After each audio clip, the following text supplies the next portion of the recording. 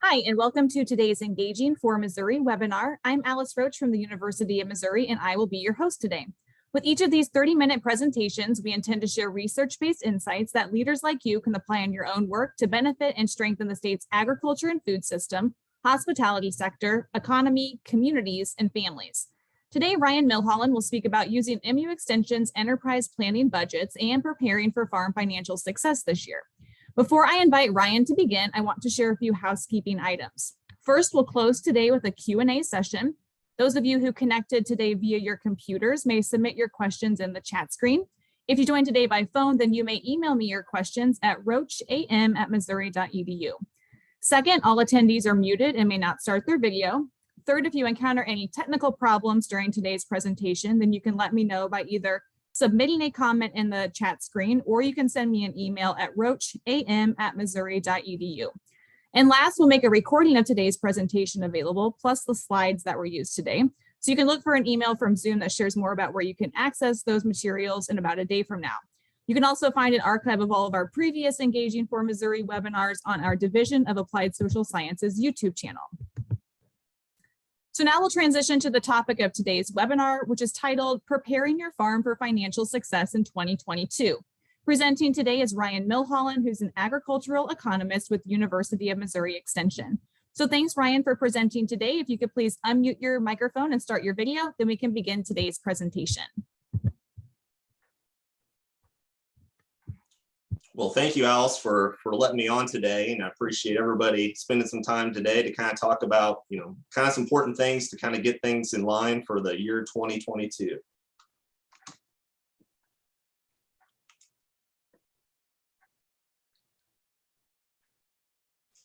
And hopefully I can get the slide. There we go. So one of the most important things I think kind of starting off the year, kind of get everybody fresh and understanding what's important for the farming enterprise.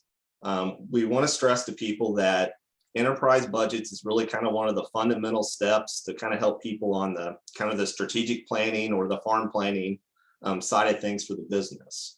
And, why is it really important to do an enterprise budget? It really kind of lays out, the cost structure and returns of a specific enterprise. That kind of fits into the farm plan. Other things it kind of does as well is like you can start looking at different enterprises to kind of look at profitability, efficiency. You can kind of compare and contrast between those enterprises and kind of see how they stack up against each other.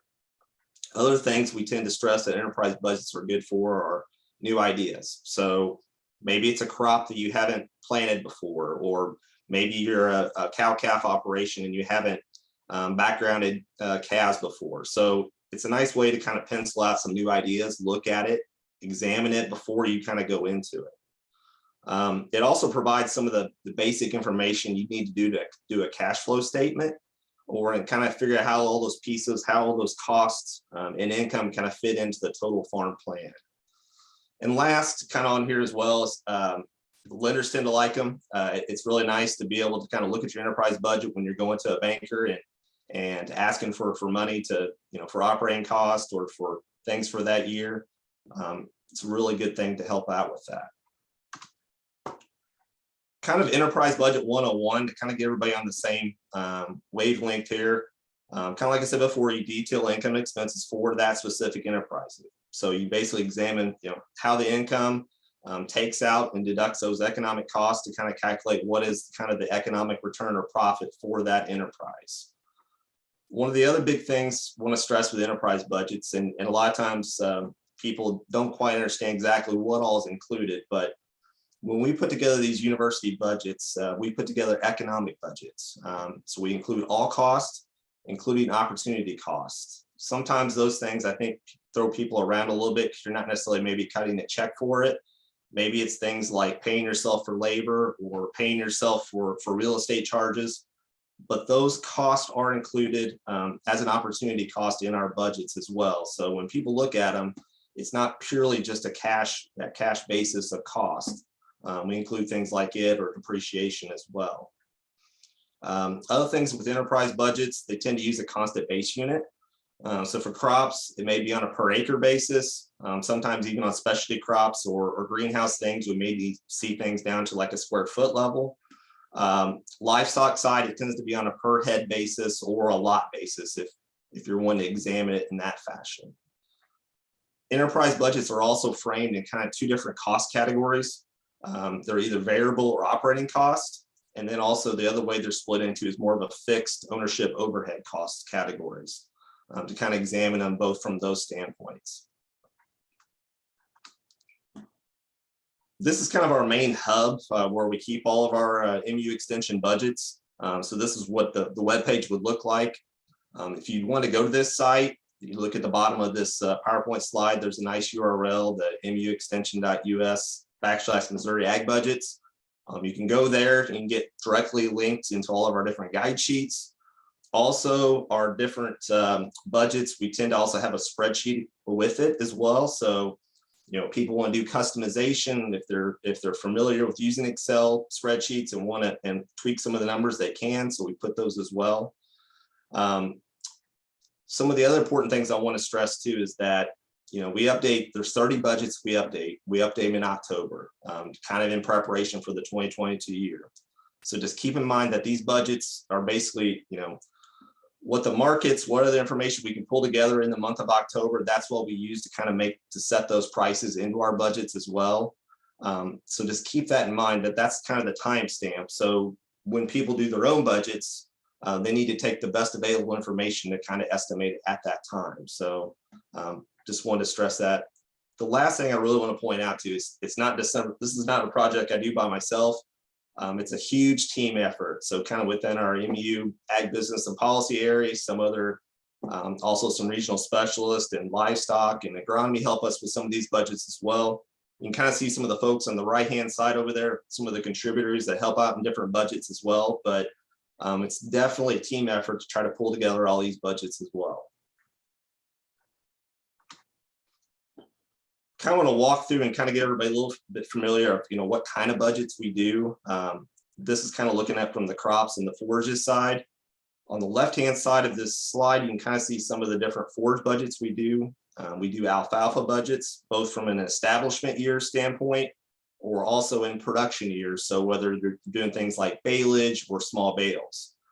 We also do things like corn silage. We do pasture establishment, whether it's a cool season pasture. Also, this year is the first year we've done a native warm season grass establishment. So we've put together a budget for that as well. We also do hay budgets. I also do some fescue seed and forage on the forage side. On the crop side, we do corn, both in dry land and irrigated. We do grain sorghum. We do soybeans, both either dry land production or also in a double crop situation. We do winter wheat. We also do an industrial hemp for fiber purposes, cost of production budget. So sometimes some years we do things that are, a little bit newer and maybe not as in the market yet, kind of like industrial hemp, to kind of help people think through those costs if they want to get into that type of production. Kind of give people a little bit of framework of what's in our guide sheets. Usually on our second page of our guide sheets, we kind of lay out a lot of the baseline assumptions we use to kind of estimate what goes into the overall budget as well. On this slide, you can kind of see some of our crop and forage assumptions we use for 2022. So basically things like fuel, power, electricity, fertilizer prices, also labor prices as well. And you can see, what types of inputs we have there and also the prices we used in those different budgets as well.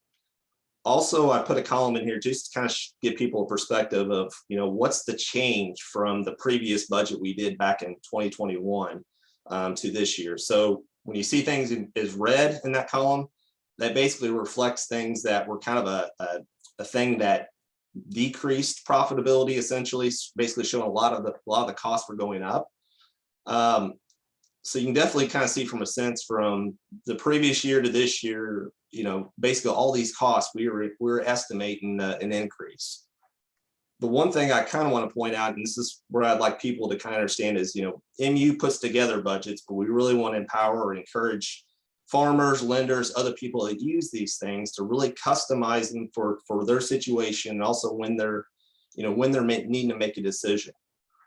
Just one example, and I just kind of highlighted here, just kind of show, anhydrous ammonia and urea, just to show, what prices we put in our budgets, we were already predicting 85 to 77% an increase from the previous year. But the reality is, by the end of the year, a lot of the fertilizer markets, there was a huge run up. I think the first January I saw some USDA reports about $1,400 per ton and about $900 per ton for urea. So it's one of those things where things can change, especially on the income side stuff too. But we really want to stress to people that, use kind of our MU budgets kind of as a starting point, and then go through and customize them for what things have changed or their situation as well, because there's just a lot of market volatility in some things that change things quickly, and just kind of use the most available information to make the decision. Also want to tell people, really, how do you customize a budget? When I'm stressing to people that, take our MU budgets, customize them. Each one of our budgets has a kind of a front end page where they can be printed off. It's a PDF from our website. On the left-hand side of the screen, you can kind of see what it looks like, kind of a framework. This is for the dry land corn budget. You can print off this PDF.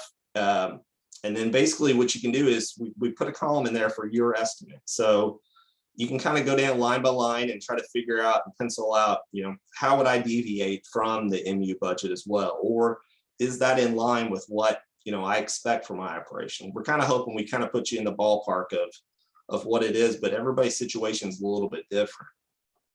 For those that are a little bit that like Excel spreadsheets, a little bit more into it. Like I said, we also have spreadsheets for each one of these budgets. You can save off these spreadsheets to your own computers. You can input your own numbers. On the right-hand side, that's kind of a snapshot of what our crop budget generator tool looks like.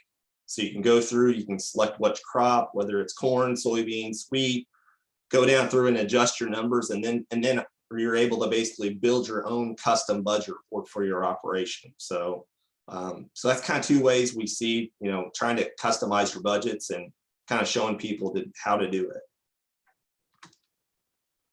Just want to give a little bit of snapshot of just some of the budgets. We don't have time within this half hour to go through all the budgets in depth, but just want to kind of give a little bit of snapshot of a few different ones. But this is the corn planting budget. If you look at this for the left-hand side, there's basically a table, and there's two different budgets within that.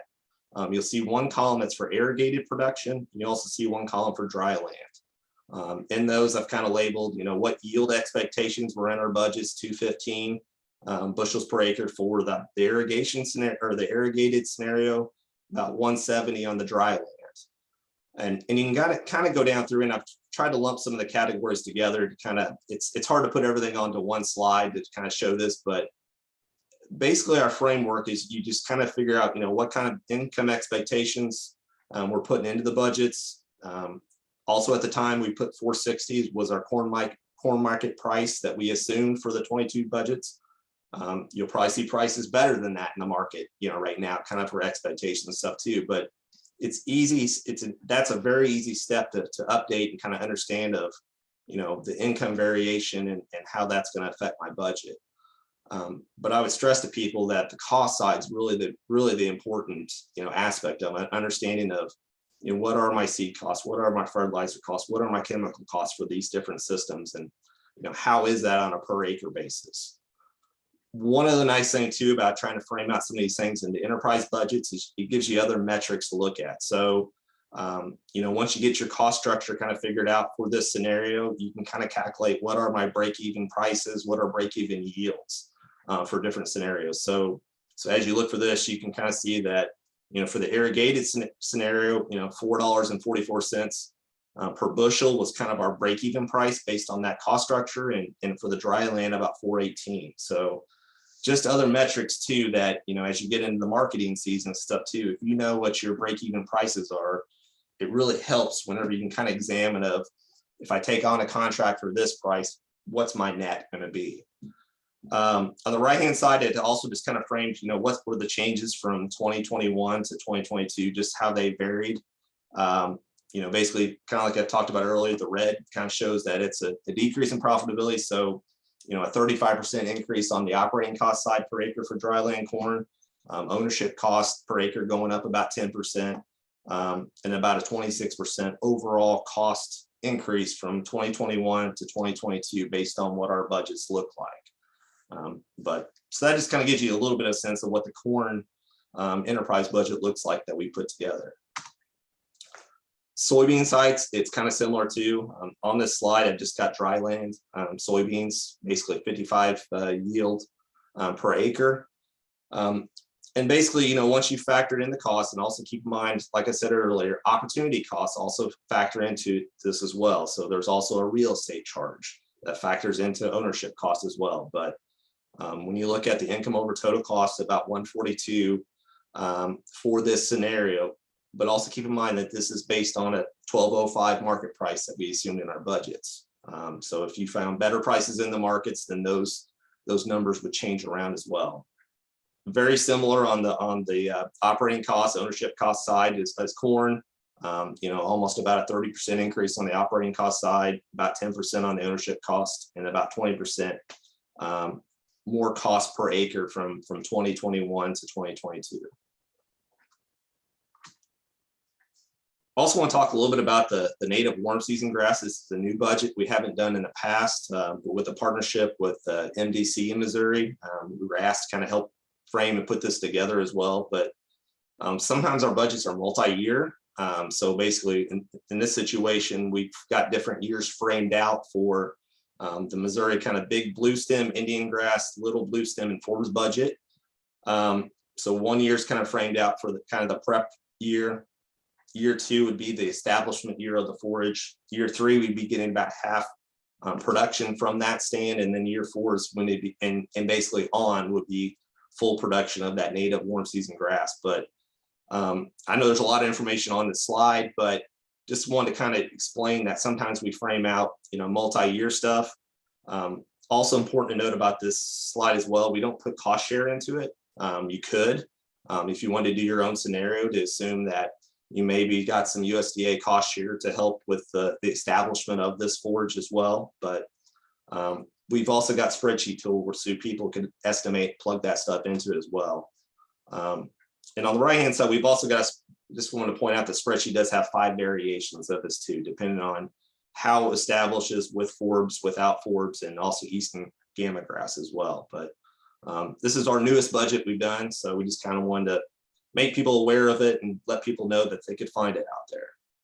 I want to talk a little bit about livestock and dairy a little bit. We do dairy budgets. We also do beef budgets and variations, whether it's cow-calf production, heifers, also feeding out steers. We do that as well. We do sheep. We do feeder pigs, farrow to finish, swine, hog finishing, and also goat budgets as well. Just kind of frame out a little bit on our dairy budgets as well. We've got 2 different systems. We look both at a conventional dairy, a little bit more of like a freestall system, kind of a traditional type dairy system. We also do a grazing dairy, which we have a lot in Missouri, but that's a little bit more of a pasture-based system. Cows out on grass, but it's definitely got definitely a different variation from a conventional system. But and basically we estimate, we look at it like 150 cow dairy size with replacements raised on site. You can kind of see on this slide, these are some of the key assumptions we used in our budgets as well. We're expecting a little bit better milk prices for these systems from the previous year. But on the cost side, for the most things, feeds went up. We were expecting better or more expensive labor costs than previous year as well. But this kind of gives you kind of the nuts and bolts of what's found in our dairy budgets. Kind of look at the overall picture, kind of a quick snapshot of trying to look at both a conventional and a grazing dairy as well. We also run 2 variations of milk production for each of these systems as well, to kind of show a one size and a more 4,000 pound increase on the conventional side, and also about a 3,000 pound increase on the grazing side. Definitely, as you kind of look at these numbers, there's definitely 2 different cost structures here. Conventional is definitely more of a higher milk production scenario, but also with higher costs. The grazing tends to be more of a lower milk production system, but their cost side is a lot lower than the conventional system. But for each one of these scenarios, these situations that we ran, definitely better milk production gives more profit potential, kind of like as you would expect. But These are kind of how the numbers kind of pull out from what we put together back this last fall. Kind of on the beef budget assumptions as well, to kind of give a little bit of framework. We did actually decrease our fescue and mixed hay purchase prices going into it from the previous year. So it's actually nice to see some green. I'm kind of showing up on the right-hand column from change from 2021, but kind of similar as most of our budgets to most other feed inputs going into the system, whether it's corn, protein supplements, also even on the labor side, we're definitely seeing increased costs on our beef budgets as we expect in 2022. Here's kind of a snapshot of what our northern Missouri cow-calf budget looks like. We also do a budget both on a spring calving system and also on a fall calving system on a per cow basis here. One thing I think I want to stress here is that farmers and other people always jump to the bottom line and look at it and immediately look and say, boy, that's in the red.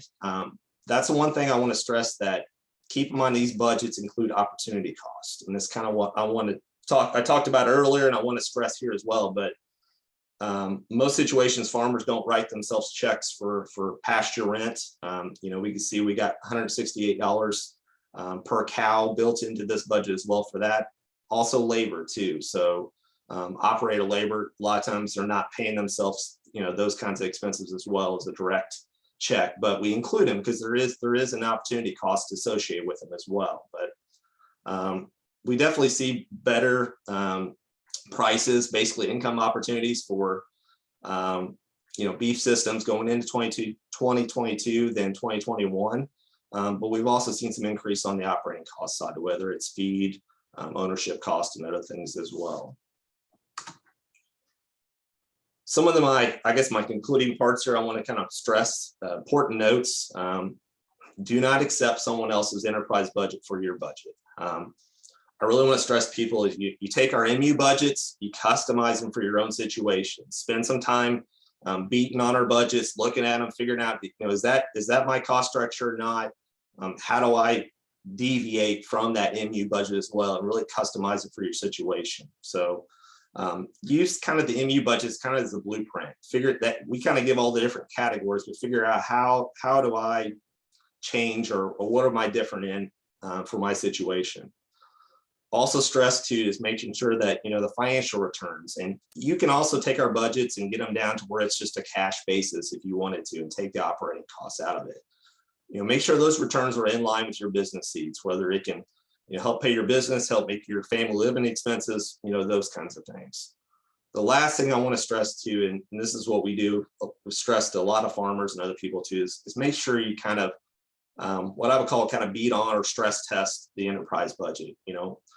If I increase cost 10 to 30% on the budget, what's it do to my bottom line?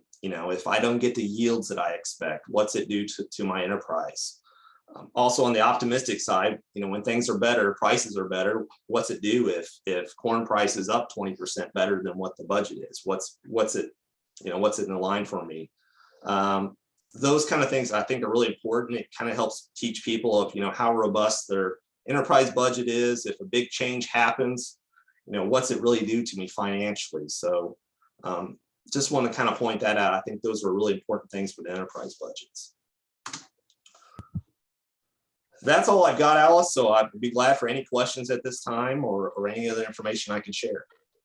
Thanks, Ryan. If you do have a question, we still have time to take those. So you can go ahead and include that in the chat screen, or you can email me at roacham@missouri.edu. Ryan, our first question asks about cover crop budgets. So does Mizzou have cover crop budgets? And if not, where can folks go to find a cover crop budget that might work for them? We have had cover crop budgets in the past. Off the top of my head, I think we do have them within the MU Extension website.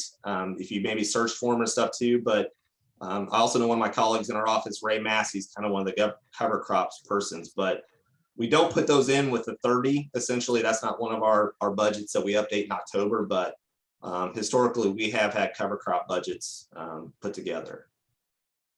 Great, thank you. You showed how extensively some input costs have increased in the past year in particular. So what do you recommend that producers do from a revenue perspective to lock in a price that would enable them to profit? Yeah, I think it really gets down to really understanding your cost of production of well. And if you're having problems trying to find certain inputs, or I know sourcing of inputs, and we've seen increased cost on different inputs too, of understanding how those fit in and to their system of what is my cost structure too. And I think that's really going to help people when you start looking at marketing prices and what I can lock in things for as well. I really think that's important. And also, kind of going to the input cost side of it too, having contingency plans in place too, that if you can't get something you need or can't get it at a price you need, what's your situation? What are you going to do? I really think that's something important to stress to people. Yeah, some good thoughts there. So fertilizer has been one operating cost that's increased substantially, and you pointed that out.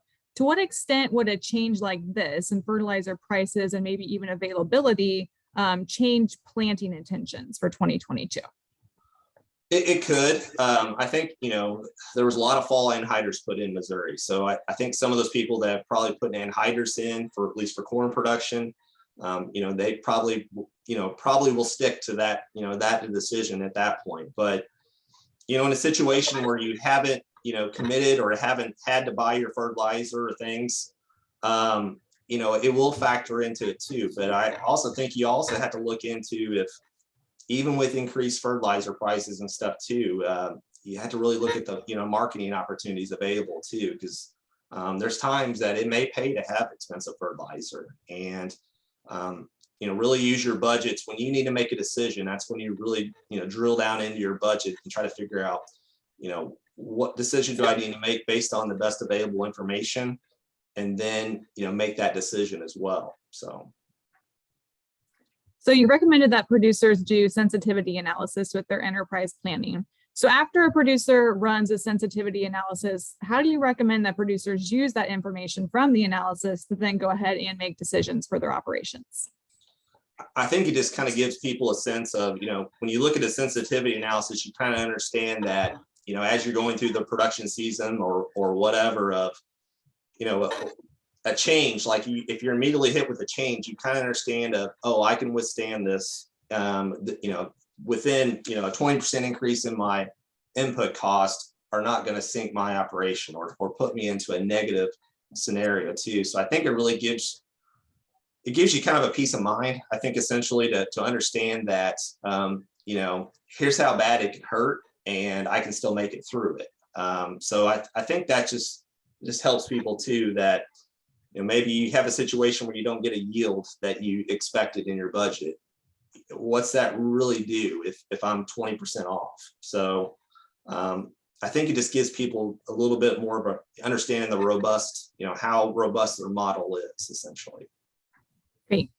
Can you talk a little about how producers can use financial indicators from these budgets to compute financial ratios that can help them to make decisions? We haven't touched on ratios yet, but it is possible to use the indicators from the budgets to go ahead and make those. So can you talk a little about that?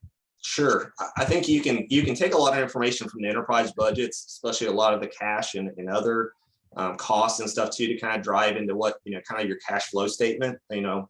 When you start stacking up your different enterprises, whether it's, maybe it's corn, soybeans, and maybe you've got a cattle operation, how those pieces of the puzzle all kind of fit into kind of the overall farm plan.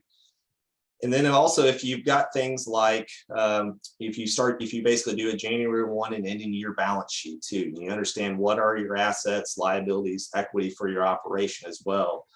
Those things can kind of be put together, and you kind of figure out, look at different financial indicators for the overall farm plan. So I would stress to people things like, return on assets is a really good metric to kind of look at for the operation. Also, the operating expense ratio is another good one for cost control for the overall operation or the overall farm plan. And also asset turnover. I'd say that's probably the three big ones I would stress to people, that when you kind of put together that overall farm financial look, those are three really good metrics to kind of look at. Great. So one last question for you, Ryan. You've talked about market volatility and how quickly things can change today, and that producers should update their planning budgets accordingly with current information. But what do you recommend that producers do in terms of how often they update their budgets, or when should they update their budgets in terms of if there's a big event? Is that kind of justifying your time spent updating the budget, or what should be the triggers to get people to update the budgets and take a look at what the financial indicators look like? I think when there's a big change from your enterprise budget, and I think some of them, it's a pretty quick update just to look at that information. The other thing I'd stress to people is when you start doing your marketing and start trying to figure out your marketing, plan and when to make a marketing decision, it's probably also a good time to kind of freshen up your enterprise budget, make sure that, if my break even is X dollars per acre or per bushel, what's the selling opportunity? How much net is there in it for me as I do different types of things? So definitely when you have big changes, also, when you're starting to think about marketing, I think that's a good time to freshen up your enterprise budget. Yeah, great points.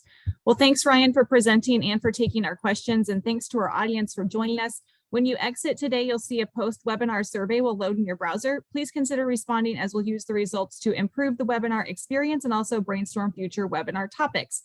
Again, you'll receive a recorded copy of today's presentation and the slides via your email within about a day from now. Our next Engaging for Missouri webinar is booked for 10 a.m. on Wednesday, February 23rd. Dr. Mike Saikuda, who's the Executive Director of the Financial Research Institute at Mizzou, will share a presentation titled "Who Sets My Utility Bill?" So again, thanks for joining us and have a great Wednesday.